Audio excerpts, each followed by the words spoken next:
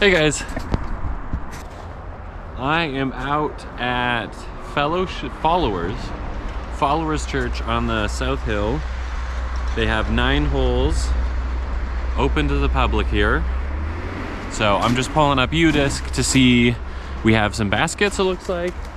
So that one says number 1, but we're trying to figure out I'm trying to figure out where the tee pad is.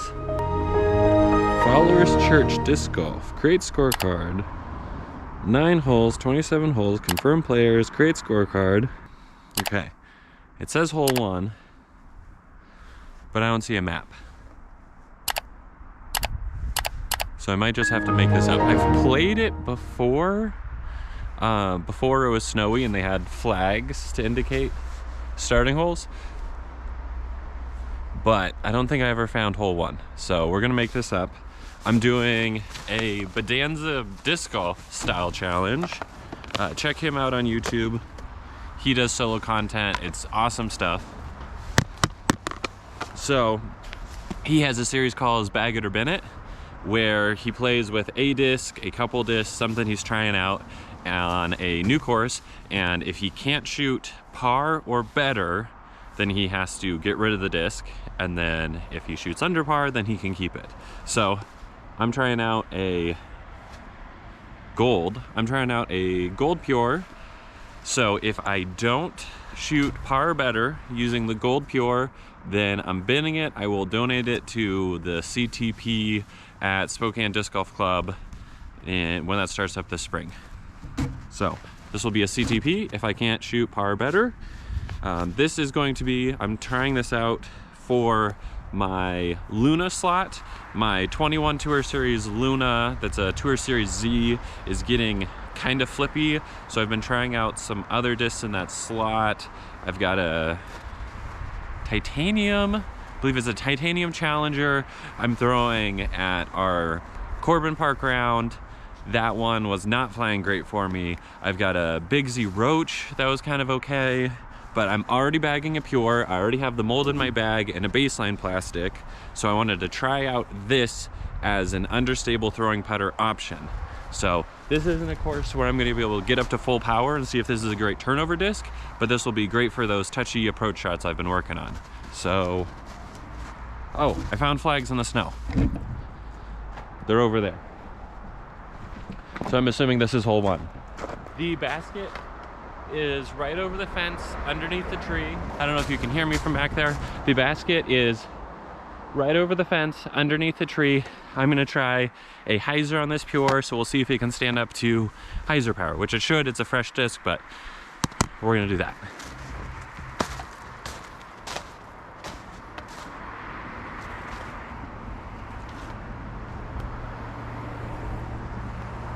We'll play the fence OB.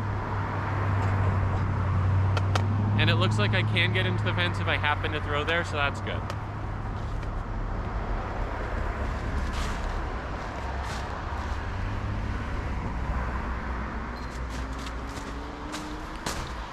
Looks like we're a little deep.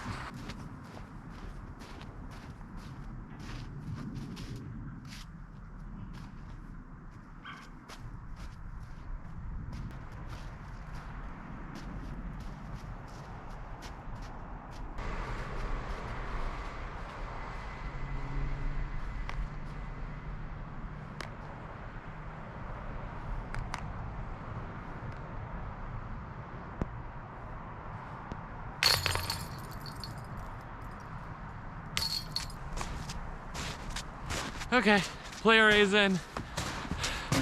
Usually player B is the one that's on, but hey, player A is in, so we're on a birdie. There's a pink flag there. The next basket is that one. We also have some tee pads over there, but it looks like that's pointing in the wrong direction. So I'm gonna take a look around. So this is definitely not the right tee pad, but I can't really imagine the actual tee pad is that much different from this one, as this is a straight shot into a bowl, the only danger being fence line. So I will pick the right flag, let's say left flag. We'll use the left flag as like a drop spot, kind of like a lie. We just threw a hyzer, So I'm gonna try and throw this at a straight line at the basket. Let's try a different angle.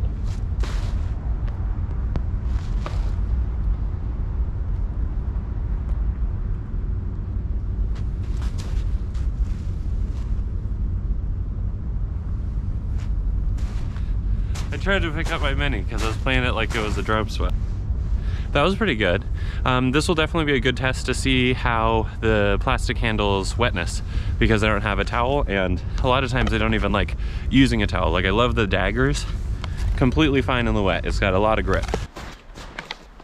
So I just realized all of these baskets have very convenient numbers at the bottom. Well, I realized that when I pulled up, but I'm assuming they face the tee pad. So I'm gonna use that to try and identify where I think I should be teeing from. So this one seems like it should have been more along this fence line versus diagonal. So we'll try and keep that in mind for the rest of the shots, where I can try and identify where the tee pad might be based on the little tee, the little number at the bottom. Push putt. Spin putt.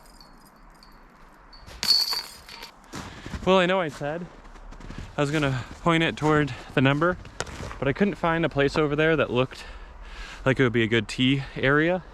And there is the flag here, and this is kind of like a straight shot.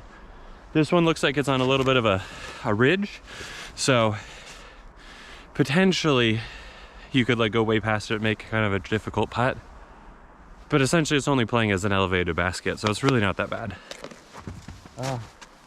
We tried hyzer, we tried straight. Let's try this on a turnover.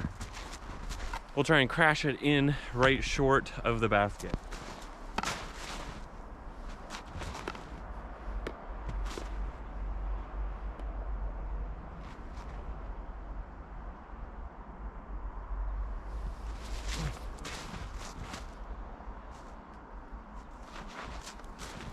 Pretty good.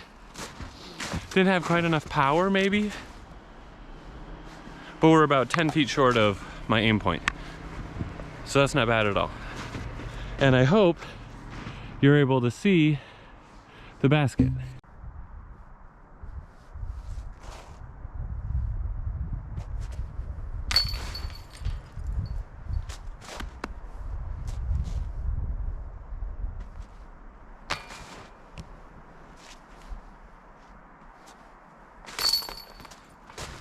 Spin putt, push putt. We're working on both. Check out how these baskets just get this like rime frost all over them. It's pretty cool.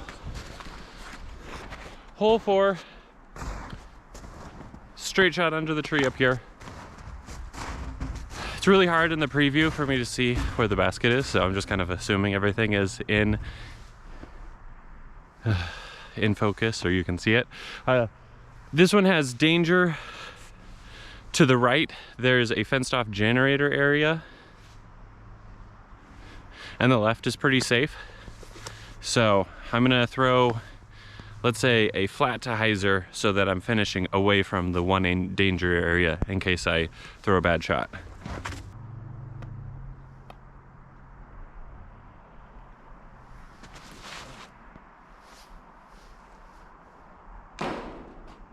Bad shot. I threw it flat to hyzer and it just went straight right over the hazard area, and I hit their AC. So I hope I didn't do any, or furnace or whatever, but I hope I didn't do any damage. I think I cleared the OB, but we're gonna go check out their ducting. Definitely threw that way too hard for how close I was. I just misgauged the power by a lot.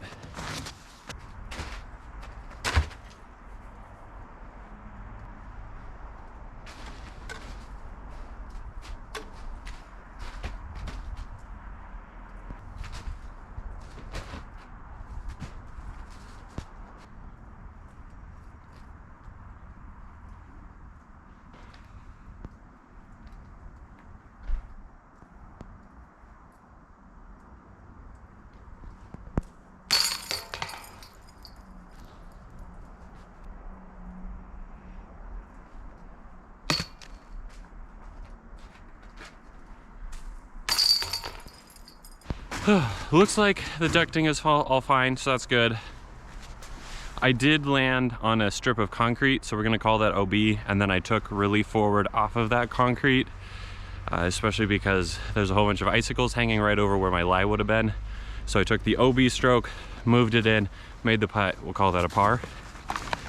Also, the reason I'm doing the two putts, the spin putt and the push putt, is because honestly, it's Simon Lizotte, man. He's had those really good highlight putts where it's a death putt and he's switching to the push putt so that he's not going to go way past the basket on those death putts.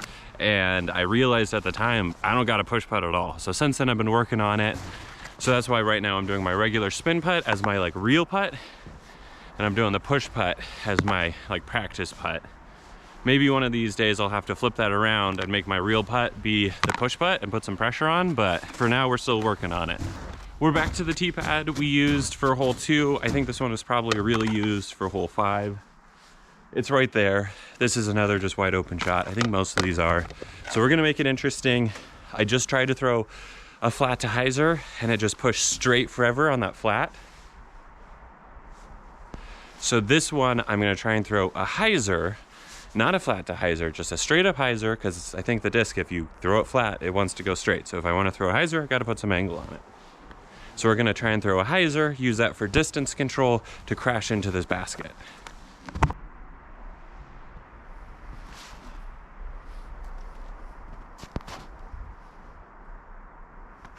A little weak on the power, a little inside. So that was one that I'd like to have back, as they would say, but we'll see if we can go make a putt.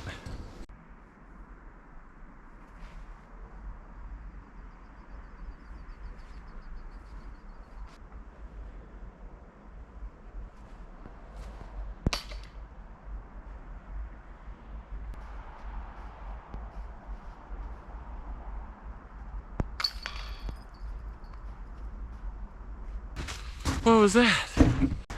Okay. Whew. Drive on the last one left us a little bit short, so we had to settle for a par. This one, hole 6, I couldn't find the tee pad, but up on this plateau, throwing over the little valley, I mean, it's like 3 feet down, over the little valley. We'll call that the next tee pad. It seems fun. And the number seems to be pointing in this direction, so we'll give it a try. This one has OB long right in the parking lot. I just threw a hyzer. Seems like the left side is kind of the safe side. But we've thrown a couple bad hyzers. Instead of making you watch a whole bunch of bad hyzers, we're gonna try a turnover that crashes into the protective berm and has a comeback putt.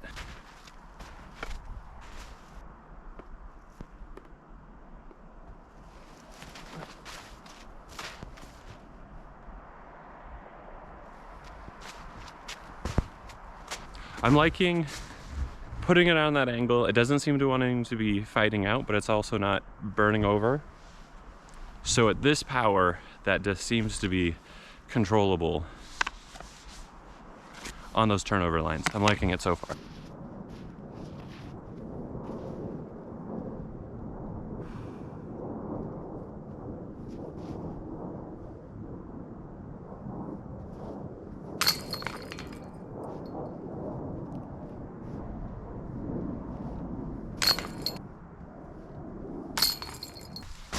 Hole 7 is right on the edge of the parking lot.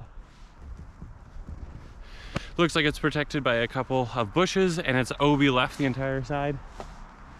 This is probably where I'd throw a zone flick, something that's gonna crash into the safe area where I have a lot of confidence in distance control and accuracy, but that's why we're working on turnovers.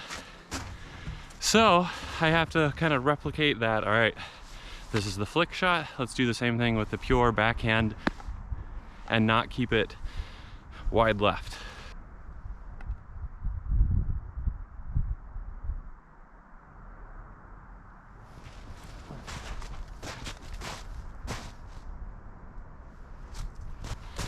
Mistake was safe to the right.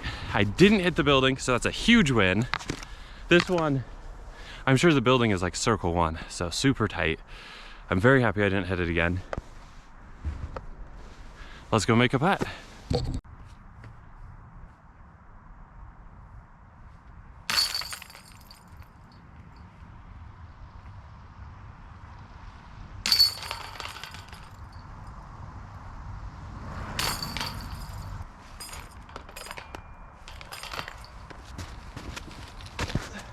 The number on hole 8's basket really seemed to be pointing towards the like doors of the church, and I couldn't find any flags over there or any indication of a tee pad. So I didn't want to just like park myself in front of the door with my tripod and all that and throw. So I'm curious to see where the real tee pad is. Instead, I walked over to the side because there seems like there's a little bit of a lane here. I'm probably at about 150 feet, keeping it consistent with the rest of the course, not trying to throw any bombs and maybe hit the church or something. Definitely want to stay away from that. So we'll just mark a spot, call it good. OB left parking lot, OB deep road. There's an entire kind of ice berm that's protecting it, so I have to get it height and then let it drop. So I think this is kind of a tricky one. I'm curious to see if I can finesse it now that I've thrown this disc a bunch of times, get the right amount of finesse to get it to land softly at the basket. I throw the Pure in Disc Golf Valley, and Disc Golf Valley doesn't have like release inconsistency the same way real life does anyways. So this is like in Disc Golf Valley with my Pure, I'd nail this 9 times out of 10. We'll see what I can do in real life.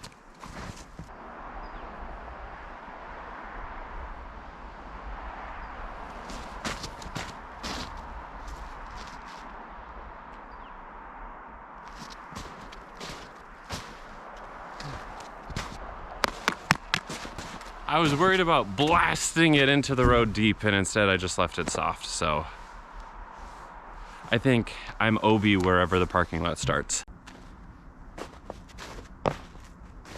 Call it there. My distance control was actually perfect. I'm probably 20 feet left. So that means I'm getting the power right, but that's kind of the tricky thing, especially with straight discs. When you power down, then you start getting new flight characteristics. So that's just gonna be a, more time with the disc, and we'll start nailing that.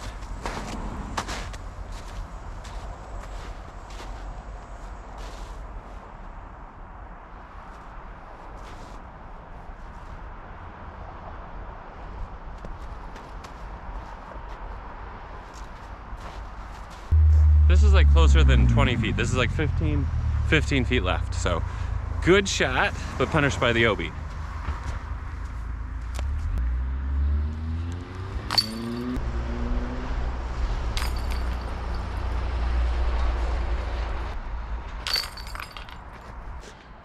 Hole 9 sign seems to be pointing left towards this berm over here. And it's pretty gnarly. So I'm gonna try and just throw from the parking lot because the parking lot's empty. I'm sure this isn't the real tee exactly, but should be close enough.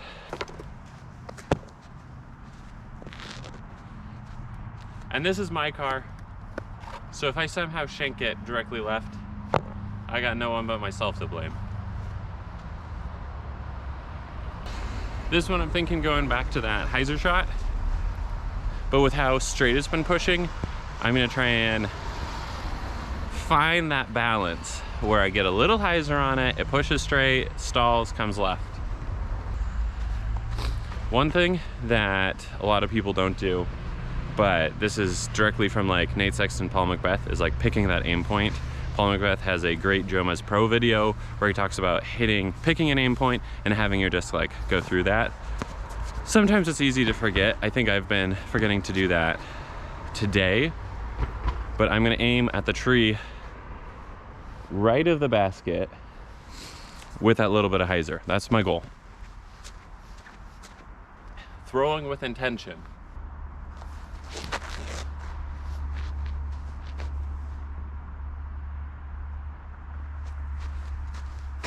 I find that this happens sometimes when I do that. Sometimes when I pick an aim point that I want my disc to go through, I instead land there, and that's probably just a lot of muscle memory. But my disc landed directly underneath my aim point, which was where my disc was supposed to go straight to that aim point. And then Bradley Williams talks about this, having like, where is the peak of your flight, right? If you throw it, it hits the peak, and then it falls out of the air. Usually it falls out of the air on hyzer, but you can, if you get your angle right, you hit it to the peak and then it falls out of the air on anhyzer. This one was supposed to fall out of the air on hyzer, and I was trying to throw it straight at that branch, that be where it has the peak of its flight, and then it falls left from there. And instead, I threw it to the right of that so that it fell and landed directly under my aim point.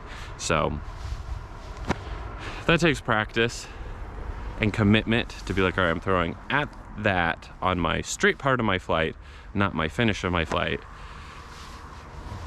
And this is like, you say, okay, well, if you land at your aim point, that's great. Why would you change it? Because for tunnel shots, you can't say, oh, I want to land here as easily. You want to say, I want the beginning of the flight to go through the tunnel. So that's why it's important to probably be able to do both, but at least be able to say, I want to throw towards that and let it finish away from it so that you can hit gaps easier and tunnels easier.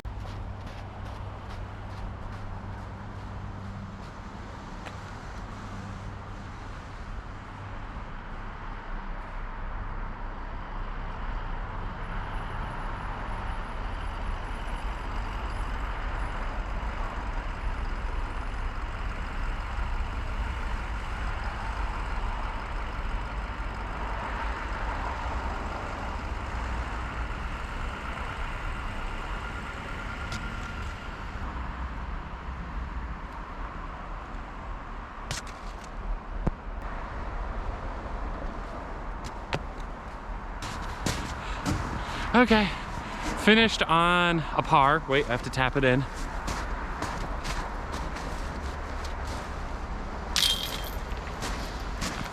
But that was something that was interesting. As I was lining that putt up, I realized I aim my putt where on the basket I want the disc to land, not necessarily where the disc is going to go straight. But I'm a very direct putter, so that's kind of the same point. Where I'm putting it straight at and where I want it to land is the same point. But when you get to that farther distance we just saw, I putted directly at the point, it went straight, and then tailed off early. That's where I don't feel like I can get a lot more power on it, because at 45, 50-ish feet, I'm already max power on a normal putt without a jump, which with 6 inches to a foot of snow, I don't feel comfortable jumping. I have more control on that spin.